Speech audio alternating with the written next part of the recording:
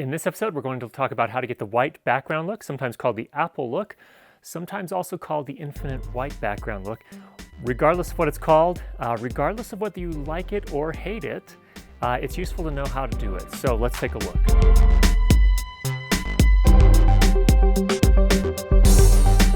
Now, a lot of people love this look. A lot of people don't really like it either. So regardless of how you feel about it, I strongly encourage you to take a look at this, because whether you love it or not, at some point it's helpful to understand how this look is achieved, because we're all trying to become better directors of photography, even if we're kind of definitely in the amateur realm. And knowing how to do this really helps you kind of expand your understanding of how lighting design works. So definitely still worth checking out. Now, there are three things that you need to keep in mind when trying to create this look, and let's just run through those really quickly. First of all, you need a white backdrop.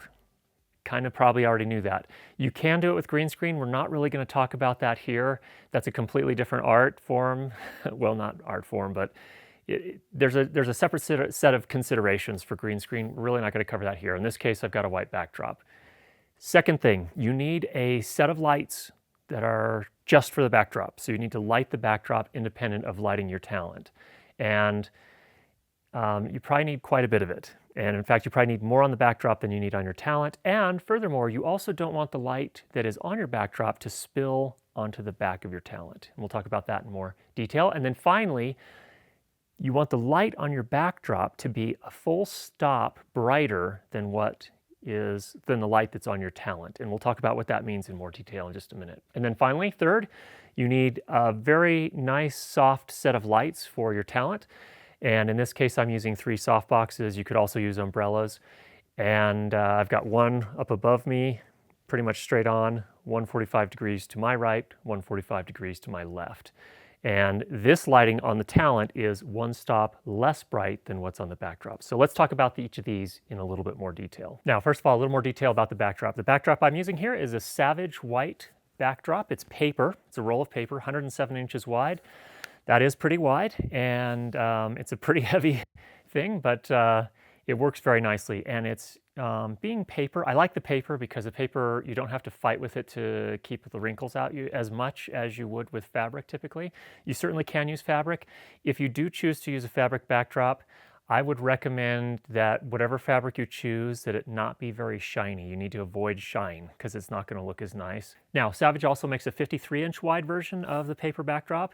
It is only something like $7 less expensive, so I don't know that it's really worth it.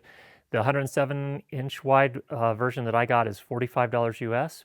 Shipping is substantial. It's not just, it's not free shipping on something like this, but go check the links below for the exact prices based on where you're located. Now, I have this supported by a Linco backdrop stand.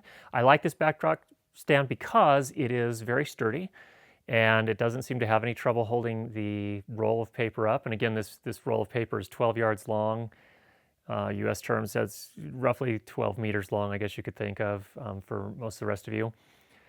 I like it for that reason. What I don't like about this backdrop stand is that there are some screws protruding on the legs here. And the reason that's a problem is that when you've got this much weight up on a stand, typically you're going to want to use sandbags to stabilize the stands. And if you put sandbags made out of the sort of nylon material, thick nylon Cordura style material, these screws will tear through that stuff. And that's kind of just a pretty serious oversight, I would say, on Linco's part. And so am I in love with this stand? Not necessarily. Was it worth the money? Yeah, I guess so. If I do, when I do put something heavy like this on it, I'll just put a piece of gaff tape over that screw and then put the sandbag on top of it and not have to worry about it. For the background light, I used 4 10.5-inch clamp lights. We've talked about these in lots of videos in the past, and in each of those I've got a 50-watt compact fluorescent bulb. Again, links for all those down below. So I have a grand total of 200 watts of light on the backdrop. So I've got 2 on one side, 2 on this other side here. And the idea here is to light the overall backdrop as evenly as possible.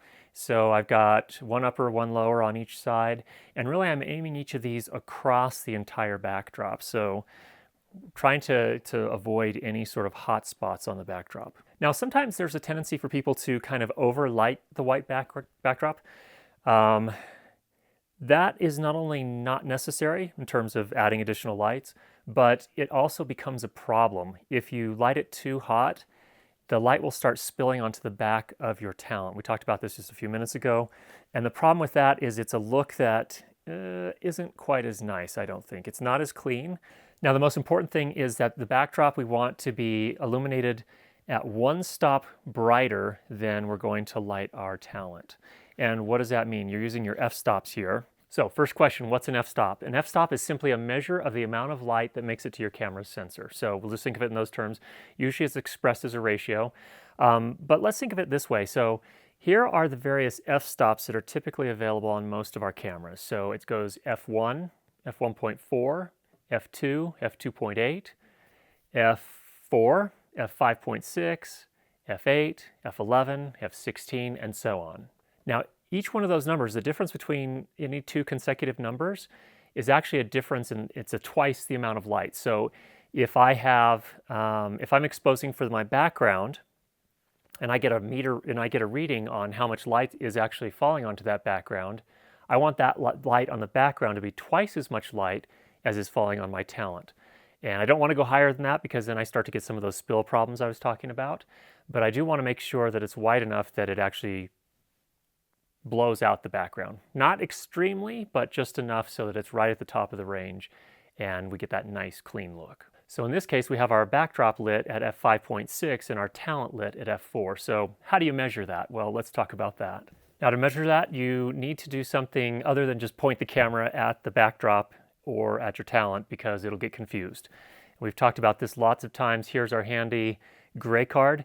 Gray cards are super helpful for this purpose. So the way I did this was I held my gray card in front of the backdrop, right up against the backdrop without blocking any of the light falling onto the gray card. And then I took my camera, I set my ISO to 640, my shutter speed to 1/50th of a second, which those are the kind of standards that I'm using. And then I pointed my camera at the gray card, filling the entire frame with this gray card, had my camera in manual mode, and then I found that the camera's reading based on this gray card was that the backdrop was lit at f5.6. So that's great. That's our starting point. Now, if I've lost you here, definitely go back and check out my video on manual exposure, and I think it explains it in much greater detail than we can do here.